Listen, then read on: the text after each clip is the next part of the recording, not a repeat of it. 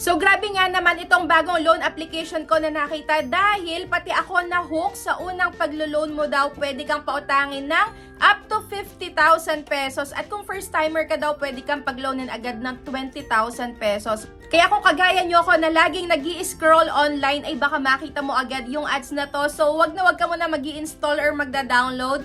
Papakita ko nga sa inyo kung ano yung mga sasagutan at kung legit nga ba itong mga sinasabi nila. Pero syempre, kung bago ka pa lang dito sa aking YouTube channel ay huwag mo kalimutang mag-subscribe at pindutin mo na din yung notification bell para lagi kang maging updated sa mga next uploads ko. At congratulations sa mga napasama sa aking community spotlight. Ayan, weekly Gcash giveaway. Pag nakita nyo yung username nyo dyan ay i-PM nyo na ako agad. So yung iba dyan na-send ko na, yung iba hindi pa. Kaya ayun, anytime pwede nyo i-claim yan. Para mapasali dyan, syempre, kailangan lagi ka lang updated sa mga ina-upload ko at huwag mo kalimutang mag-comment. So, ang cute ng phone case ko. So, lalagay ko yung link dyan sa my description box kung trip nyo din yung One Piece na anime. So, ayun na nga, going back, itong loan app na to ay may 4.8 na ratings currently. At ito nga ay ang Rapid Loan Credit App Fast Cash. So, rapid na, fast cash pa. So, mukhang mabilis talaga mag-disburse to or mag-approve. Sige, bilisan na din natin.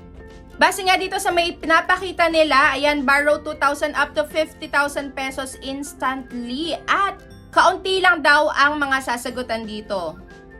And, eto pa, trusted, safe, and fully licensed. So, ayun, registered naman sila sa SEC pero hindi ibig sabihin nun ay super legit na sila. Kaya tama ginagawa nyo na nanonood muna kayo. And under nga pala to ng Taal Lending Services Corporation. So, ayan na nga, syempre, napa-install agad ako, no?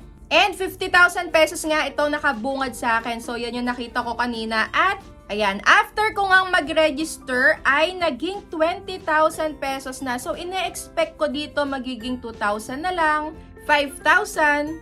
Pero, ayun nga, pwede daw silang makapag-loan ng ganito.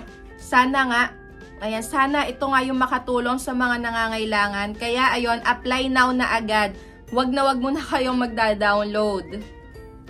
So, dito nag-check sila ng background nyo kung meron pa kayong utang or overdue sa mga iba loan app pa na na-applyan nyo. So, kung wala naman, 000 lang ang ilagay nyo. So, ito pa ibang tatanungin, education level, ayan, yung housing nyo, kung pagmamayari nyo ba yan or rental, marital status, and next na nga.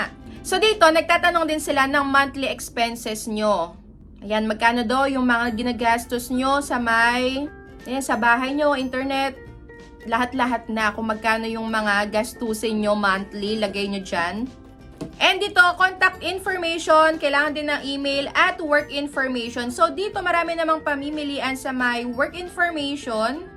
At tatanungin ka din dito kung magkano nga yung monthly income mo. Sa may employment status naman, pwede dito ang full-time, part-time, freelance, retired, business owner, unemployed at student. So, ayun, pwede ang unemployed at student.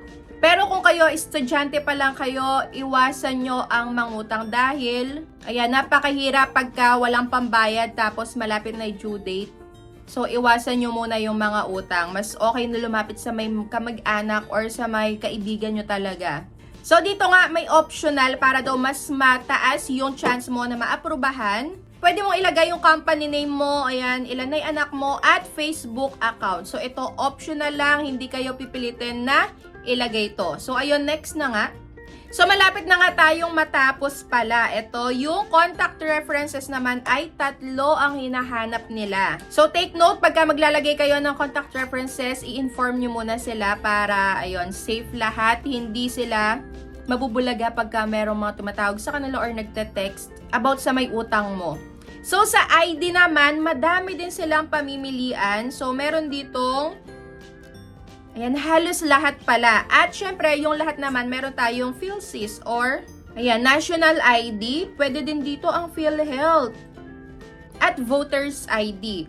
So, next, meron pala ditong facial recognition. And hindi naman sila mabusisi. Basta tapat mo lang tapos okay na.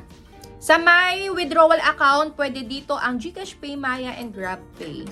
And ayan na, loan application. Okay, so 5 seconds lang, mag-antay tayo. And Ayan na nga. So, ako po ay naaprubahan sa may 2,500 at ayan, halos lahat na aaprubahan talaga dito. Pero, check natin itong loan details.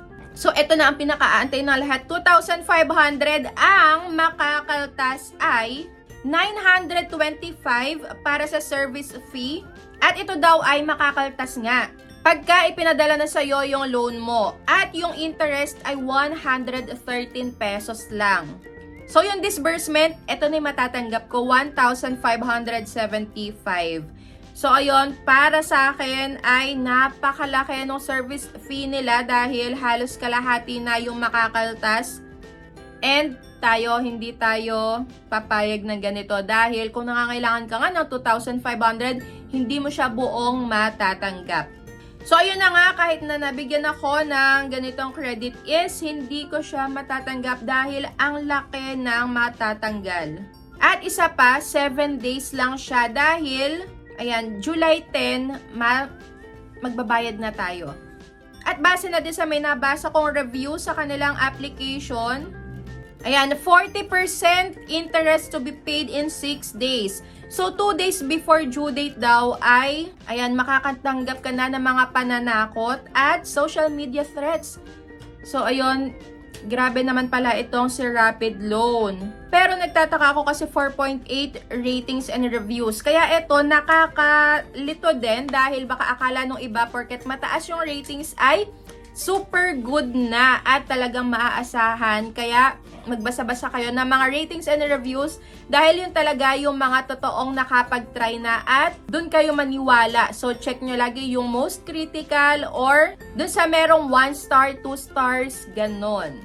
So, ayun, para sa akin, pag nakita nyo yung ads na to, better na i-check nyo muna yung loan details bago kayo lagi mag-confirm ng loan nyo. Kagaya niyan, may mga bagong naglalabasan at ayun, baka lalo sumakit yung ulo nyo kapag nag-loan kayo sa mga ibang loan app na ganito, yung details na ang laki ng makakaltas. So, ayun lang para sa akin, no ako dito at so, ayun, nasa sa inyo pa din yung desisyon. Kayo bahala, basta pinakita ko sa inyo yung mga sasagutan, yung possible na ma-receive nyo pagka nag-try kayo dito. So, ayun, always be a responsible borrower pagka maglo-loan kayo sa kahit na anong loan application. So, ayan lang. Thank you for watching and see you on my next vlog. Bye!